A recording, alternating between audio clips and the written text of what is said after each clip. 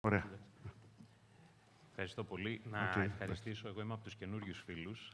Νιώθω, μετά από όλα όσα υπόθηκαν, νιώθω ότι ίσως έχουμε καλύψει το θέμα πλήρως. Πραγματικά, εκεί ο Υπουργός ήταν εξαιρετικός και στη λεπτομέρεια και στο όραμα το οποίο παρουσίασε, αλλά και οι ομιλίες της πρέσβυος της Νορβηγίας, νομίζω, ήρθαν να επιβεβαιώσουν πράγματα τα οποία οραματίζεστε πολλά χρόνια, αλλά και ο chairman του Norwegian Cluster, και αυτός έθεσε πράγματα τα οποία εγώ πριν από χρόνια, όταν ζούσα στην Νορβηγία, τα φανταζόμουν ότι αυτές οι συνεργασίες και οι ομοιότητες μεταξύ των δύο χωρών και ιδίως στο υπεράκτιο περιβάλλον. Εγώ έρχομαι από το χώρο των υδρογονανθράκων, αλλά ήδη πρωτού γυρίσω στην Ελλάδα είχαμε αρχίσει να μιλάμε για την τροφοδοσία των πλατφορμών με αιωλική ενέργεια και είχαμε δει κάποια πράγματα. Το ότι βρίσκομαι σήμερα εδώ, καταλαβαίνετε ότι ακουμπάει πάρα πολλές πτυχές της προσωπικότητάς μου και είμαι πολύ χαρούμενος και ευχαριστώ και για τα καλά λόγια. Υπάρχει μια εξαιρετική ομάδα πίσω από εμένα, εσείς βλέπετε εμένα, αλλά πίσω από εμένα υπάρχουν άνθρωποι που δουλεύουν.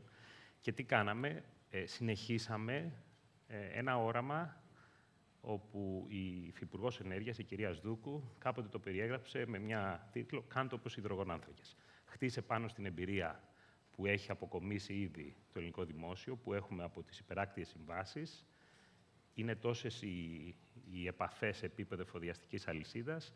Αξιοποίησέ το και φέρ' το στο επόμενο στάδιο. Οπότε, εμείς χτίσαμε πάνω στη δουλειά. Είναι εδώ και οι άνθρωποι από τη Φαρία.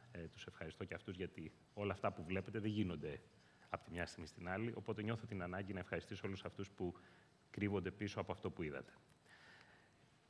Τι κάναμε πριν από, στις 31 Οκτωβρίου, παρουσιάσαμε το εθνικό πρόγραμμα. Εδώ είναι ένας χάρτης, το οποίο το περιγράφει εν συντομία.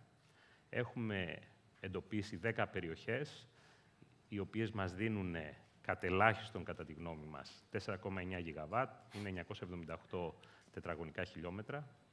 Το 76% από αυτές είναι πλωτές. Έχουμε 2 περιοχές, οι οποίες είναι πιλωτικές, 600 ΜΒ, 353 τετραγωνικά χιλιόμετρα, σταθερής έδρασης. Και έχουμε και άλλες 13 περιοχές, στις οποίες μπορούν να προσθέσουν άλλα 6,9 γιγαβάτ στο μέλλον, 1.381 τετραγωνικά χιλιόμετρα.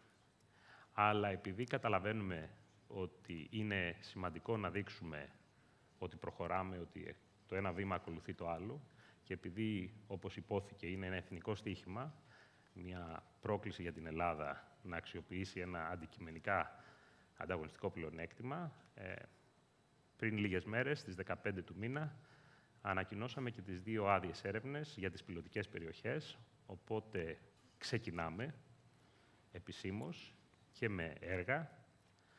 Και αυτό που πρέπει να ακολουθήσει τώρα, και κάνω μία πρόβλεψη, αυτή η πρόβλεψη θα τη δείτε με κάθε επιφύλαξη, γιατί θα συζητήσουμε με τις εταιρείες, θα συζητήσουμε με την αγορά, όπως κάναμε μέχρι τώρα, θα συνεχίσουμε να προχωράμε αφουγκραζόμενοι την αγορά. Συζητάμε για 5 με 7 περιοχές, όπου θα μπορούσαμε να πάμε το συντομότερο δυνατόν.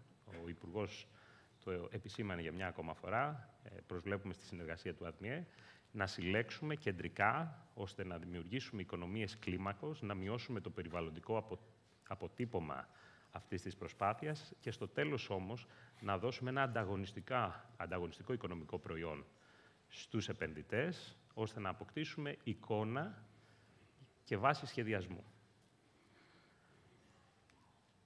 Το τελευταίο slide νομίζω τα έχει πει όλα ο Υπουργός. Εγώ απλώς προσπάθησα να τα κωδικοποιήσω. Ποιες είναι οι προτεραιότητές μας? Να μειώσουμε το επενδυτικό ρίσκο. Πώς το κάνουμε? Δέσμευση ηλεκτρικού χώρου άμεσα και κεντρική συλλογή δεδομένων, ώστε να ξεκινήσουμε πριν, αν είναι δυνατόν, από την αγορά. Να επιταχύνουμε τις διαδικασίες. Ο Υπουργός το έθεσε και αυτό. Και φυσικά, εγώ θα πρόσθετα σε αυτό, να εμπλακούμε με τις τοπικές κοινωνίες το συντομότερο δυνατόν, ώστε να τους δώσουμε την απαραίτητη πληροφόρηση, να δημιουργηθεί η εμπιστοσύνη και να υπάρξει η διαφάνεια που απαιτείται, ώστε να νιώσουν ότι δεν απειλούνται, δεν πάμε να κάνουμε πράγματα τα οποία θα δημιουργήσουν προβλήματα στις τοπικές κοινωνίες. Το τρίτο σημείο είναι να ενδυναμώσουμε τον τομέα, Αυτό πώς το κάνουμε, βλέπετε και σήμερα νομίζω αυτή η πρωτοβουλία έρχεται να τονίσει τη σημασία της τοπικής εφοδιαστικής αλυσίδας. Και όταν λέμε τοπική εφοδιαστική αλυσίδα, ανοιχτή στις συνεργασίες με τους ανθρώπους που έχουν σχετική εμπειρία για να τα επιταχύνουμε και να τα κάνουμε αποτελεσματικά, αλλά και ανοίγει και η προοπτική, έχει ανοίξει μάλλον ξεκάθαρα, να προωθηθούν και πιλωτικά έργα πιλωτής φύσεως. Τέλος, αυτό που θα προσπαθήσουμε να κάνουμε, δεν είμαστε ακόμα εκεί, αλλά ο Υπουργός πάλι το είπε, έχουμε περισσότερο δυναμικό από ό,τι χρειαζόμαστε να καταναλώσουμε εγχωρίως. Άρα είναι πολύ σημαντικό να δούμε πώς θα δυναμώσουμε αυτή την προοπτική, να εξάγουμε περισσότερη καθαρή πράσινη ενέργεια στην ευρύτερη περιοχή. Και με αυτό θα ήθελα να σας ευχαριστήσω. Δεν έχω να προσθέσω κάτι.